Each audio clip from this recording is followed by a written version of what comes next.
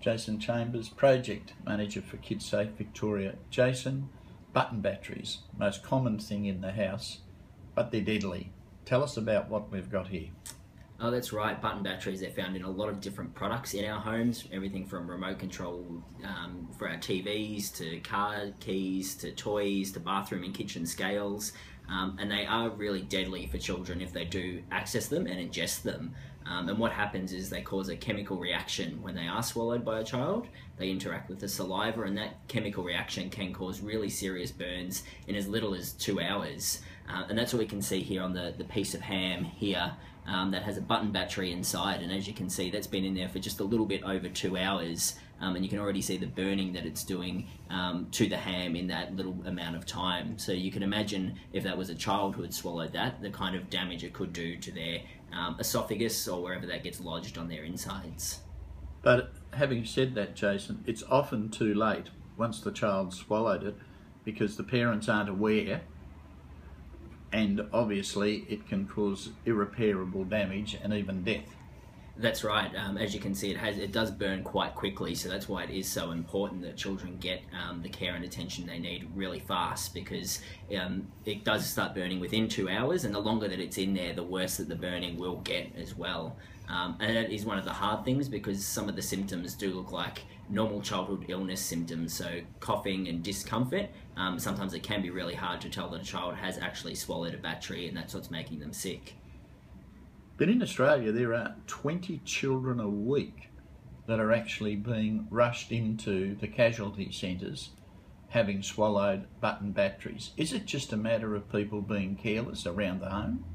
I think there's so many products that we aren't actually aware that the batteries are used in and that they come with. So a lot of the products we might buy to use at home, like kitchen scales, the batteries already come installed inside of those. So it's something that they're almost invisible to us as parents and carers. So something that Kidsafe recommends is a really good idea is to go through all electronic devices in your home and actually have a look and see what products use these small disc batteries, and make sure that the battery compartments are secure, or that those products are placed up high out of children's reach so they can't access them. It's a bit like the medicine cupboard. We store all our medicines away out of the children's reach. The button batteries are probably the same. That's right. That's our same message with those, is that they are just like a poison. They're as dangerous as a poison, so they should be stored up high out of reach in a locked cupboard, where children can't access them. And so that's for any spare batteries that you might have, and even for any batteries that are flat and no longer powering the electronic device. They can still cause those severe internal burn injuries, so they should be kept up high out of reach, locked away where kids can't get to them.